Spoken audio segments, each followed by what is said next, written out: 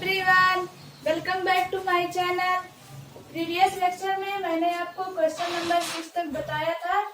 6 में फर्स्ट और सेकंड हुआ था, थर्ड जो है 6 का वो बच गया था, जो हमने यहाँ पर लिखा हुआ है। आप अपने बुक में भी देखते रहिए और कॉपी लेकर बैठा करें, नोट कर लिया करें सब।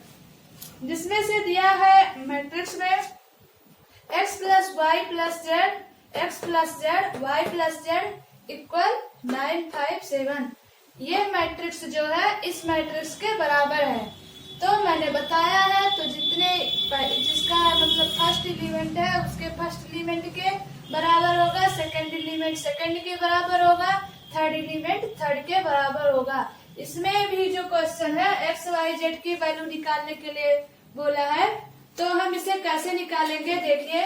लिखेंगे, पहला है x plus y plus z equal पहला जो अवयव है इसके पहले अवयव के बराबर होगा। It is first equation.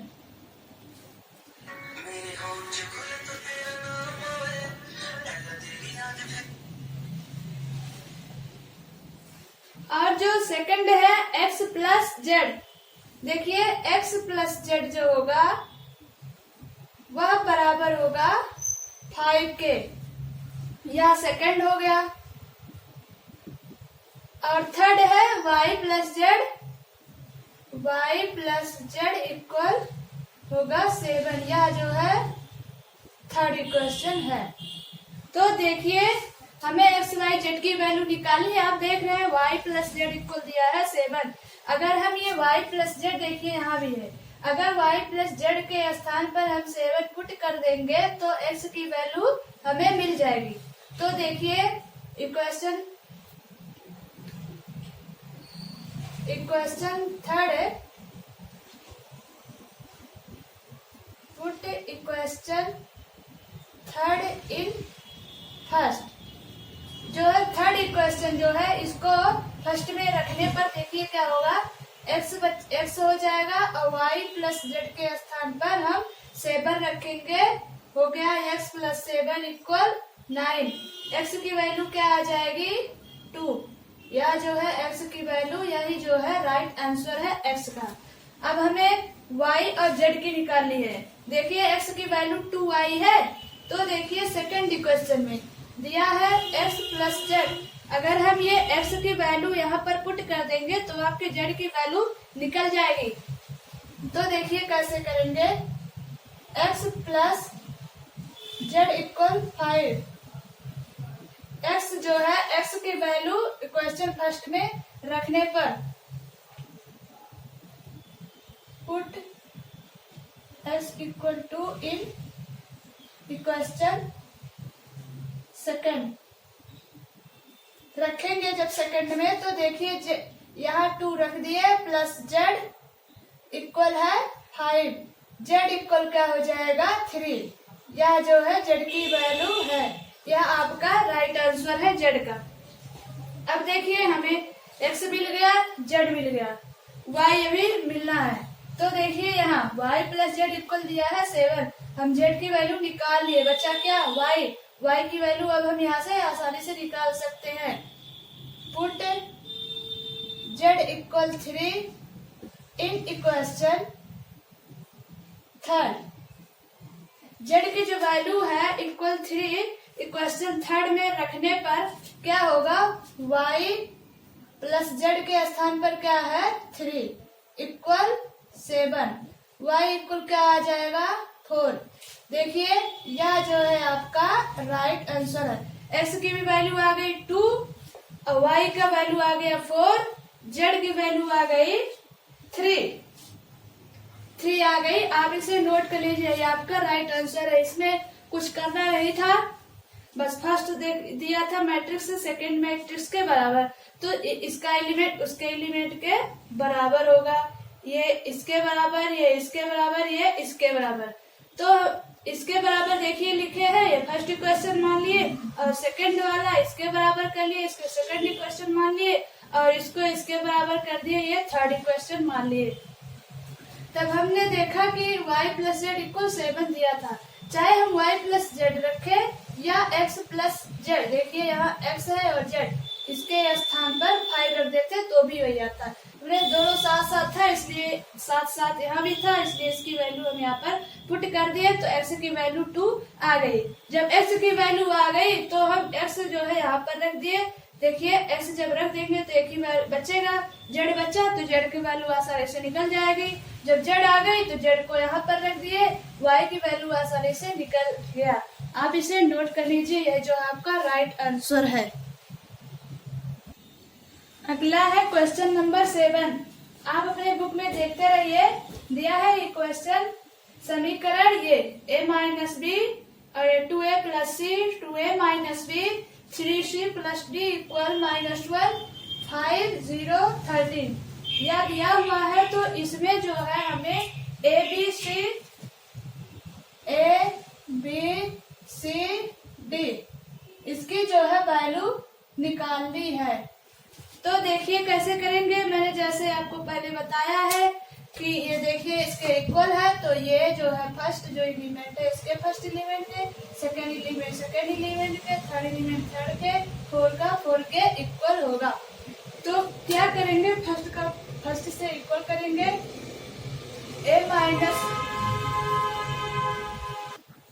a minus B equal होगा -1 और ये मान लीजिए फर्स्ट इक्वेशन है, और ये है 2a प्लस सी इक्वल 5।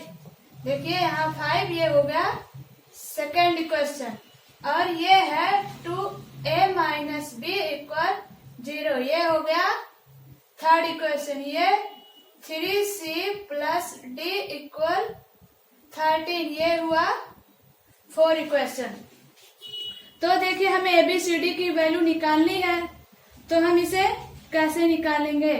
अगर हम क्वेश्चन नंबर 3 उठाते हैं, लिखेंगे 2a इक्वेशन 3 से, फ्रॉम इक्वेशन 3 से लिखेंगे 2a minus b equal 0। b equal क्या आ जाएगा 2a। अगर ये b जो वैल्यू है 2a का यहाँ पर रख देंगे तो a हमें मिल जाएगी। तो देखिए b equal 2a, put b equal 2a in equation first में b इक्वल 2a जो है इक्वेशन फर्स्ट में जब रखेंगे तो a की वैल्यू निकल जाएगी। देखिए b के स्थान पर हम रखेंगे 2a, a minus 2a equal -1। देखिए यहाँ क्या आया -a इक्वल -1, माइनस से माइनस कैंसिल हो जाएगा, आया a इक्वल 1। a की वैल्यू आ गई। देखिए a की वैल्यू आ गई। अगर हम a की वैल्यू यहाँ पर रख देंगे जो यहाँ आया था, देखिए a इक्वल 1 रख देंगे तो b की भी वैल्यू आ जाएगी। b इक्वल क्या होगा 2 इंटू 1 इक्वल 2। यह जो है b की वैल्यू 2 आ गई, यह इसका राइट आंसर है। a और b निकल गया है। अब हम बचा है c और d। c और d कैसे निकाले, देखिए यहाँ 2a प्लस सी इक्वल 5 दिया है। इक्वेशन सेकंड जो है उसमें a की वैल्यू 1 रख देंगे तो c की वैल्यू आ जाएगी 2a के स्थान पर हमें 1 रखना है, into 1 plus c equal 5। c equal क्या आएगी 3। देखिए यहाँ भी इसका आंसर आ गया, c इक्वल आ गया 3। तो अब हमें d भी मिल सकती है। देखिए c और d दिया है, c यहाँ पर रख देंगे तो एक बचेगा जो d है, d की वैल्यू यहाँ से आ जाएगी। d इक्वल क्या आएगा इक्वेशन 4 से c की वैल्यू 3 रखेंगे तो देखिए क्या आएगा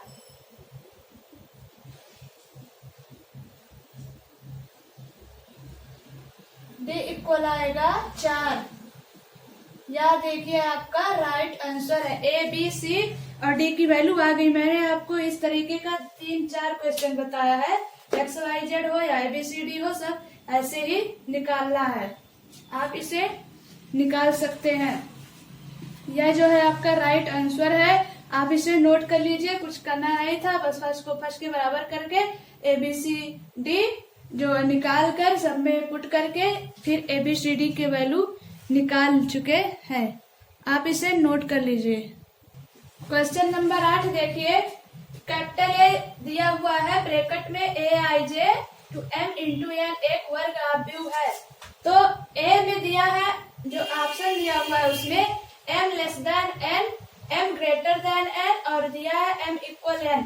अभी देखिए वर्ग आव्यूह होता क्या है, मैंने आपको बताया, अगर कोटि 2 into 2 हो, 3 into 3 हो, 4 into 4 हो तो वह वर्ग आव्यूह होता है। अगर इधर से भी संख्या बराबर हो, इधर से भी देखिए,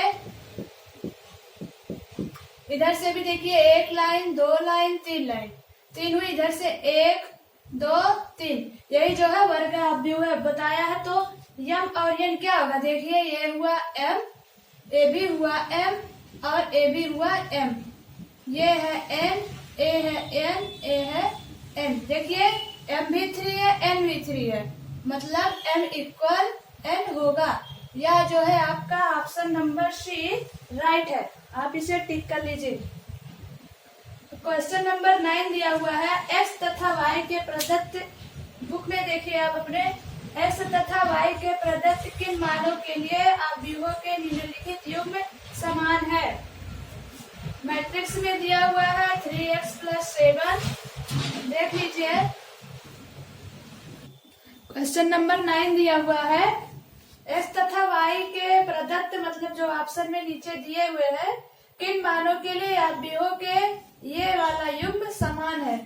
देखिए क्वेश्चन कैसे दिया, अगर यहाँ इक्वल दिया होता तो हम x y की वैल्यू निकाल सकते थे, बट यहाँ इक्वल नहीं दिया है। अगर हम x और y बराबर कर भी देते तो भी नहीं बराबर होता है, इसमें रख देते, कोई भी वैल्यू निकाले थे यहाँ पर इक्वल करके, तो आया है y इक्वल 7 जो C ऑप्शन है, आया y इक्वल 7, x इक्वल -2/3। अगर यहाँ पर वही सब वैल्यू रख देंगे तो इसमें तो सब 5 5 5 आ जाएंगे, बट इसमें नहीं आएगा, इसलिए यहाँ इक्वल होगा ही नहीं। तो इसे भी ज्ञात करना संभव नहीं है, क्योंकि ये क्वेश्चन में सही से दिया नहीं है। अगर क्वेश्चन सही नहीं दिया है तो हम आंसर भी सही नहीं देंगे, तो ज्ञात करना यहाँ संभव नहीं है। क्वेश्चन नंबर, इसका जो है ऑप्शन है बी सही है। क्वेश्चन नंबर 10 दिया हुआ है, अगला क्वेश्चन जो दिया हुआ है 10 नंबर दिया है, 3 इंटू जो 3 कोट के कितने आव्यूह बनाए जा सकते हैं उनकी संख्या बतानी है। प्रविष्टि जो है 0 और या 1 है, तो देखिए हम 0 और 1 वाला इकाई आव्यूह ऐसे लिख देते हैं, जिसमें देखिए इसे हम कैसे निकालेंगे, कितने आव्यूह बनाए जा सकते हैं। मान लीजिए एक बार 0 यहाँ होगा पहले स्थान पर, फिर 0 सेकंड पे, फिर थर्ड पे, फिर फोर्थ पे, ऐसे 9 बार हो जाएंगे, इसलिए इसको लिखने की जरूरत नहीं है। 3 ही संख्या है, 4 नहीं। और अगला जो होगा, एक बार यहाँ इस स्थान पर 1 रखेंगे, फिर ऐसे कर देंगे, लिखने की जरूरत नहीं है। एक बार पहले स्थान पे 0 किए, एक बार पहले स्थान पर 1 कर दिए। अब देखिए इसका क्या होगा,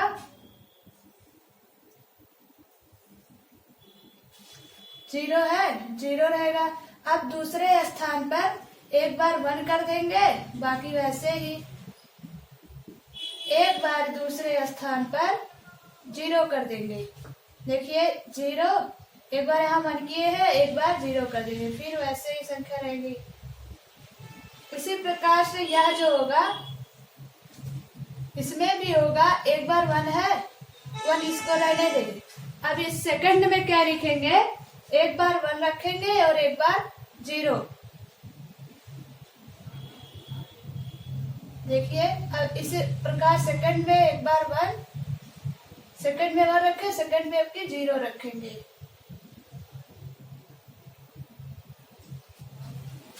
अब देखिए थर्ड में कैसे करेंगे, एक बार देखिए 0 था, 1 था, थर्ड पर एक बार 0 रखेंगे, बाकी वैसे ही। एक बार थर्ड पर 1 रखेंगे, 0 1 1, बाकी सब वैसे ही रख देंगे। इसमें भी एक बार 0 0, एक बार यहाँ पर 1 रखेंगे, एक बार यहाँ पर 0 रखेंगे। ऐसे ऐसे जो है आपके बहुत संख्याएं होती चली जाएंगी। देखिए आप, एक बार हम यहाँ पर रखें, फिर एक बार यहाँ पर रखें, फिर एक बार 0 यहाँ है, 0 यहाँ, 1 यहाँ है, फिर दूसरे स्थान पर 0, फिर तीसरे स्थान पर एक बार 1, फिर तीसरे स्थान पर 0, चौथे स्थान पर एक बार 1, एक बार 0। इस प्रकार से आप देखेंगे बहुत संख्याएं आ जाएगी। आप इसे देखिए, एक बार जो पहली लाइन थी इसमें था 2, दूसरी लाइन में थी 4, और जो तीसरी लाइन है इसमें होगा 8, चौथी लाइन में होगा 16। ऐसे ऐसे जो है कई लाइनें हो जाएंगी, क्योंकि हमें 0 1 0 यही 1 सारे स्थान पर पुट करने हैं। तो इस प्रकार से आपके 512 तक जाएगी। 1 2 3 4 5 6 7 8 लाइन। तो 3 लाइन हुई है। अभी हमें जो है 5 लाइन और ऐसे करना है। तो आप इतना तो कर नहीं पाएंगे, इसलिए आप इसे लर्न कर लीजिए। तो इसके जो वैल्यू होगी 512 होगी। आप कभी बैठ जाइएगा, आप 512 तक कर लीजिएगा 8 लाइन इसको ऐसे ही। तो आपका ये आएगा राइट आंसर। लास्ट में आपका फिर यही आ जाएगा। जब 8वीं लाइन के बाद 9वें में जाएंगे तो वही चीज फिर आ जाएगा, इसलिए हम वहां से नहीं लेंगे। तो आपका आंसर आएगा 512। ये आपका राइट आंसर है। आपका ऑप्शन नंबर डी सही होगा। आज के लिए बस इतना ही। मिलते हैं नेक्स्ट वीडियो में, जिसमें से आपको मैं 3.2 जो लेसन है, चैप्टर है, वो बताऊंगी।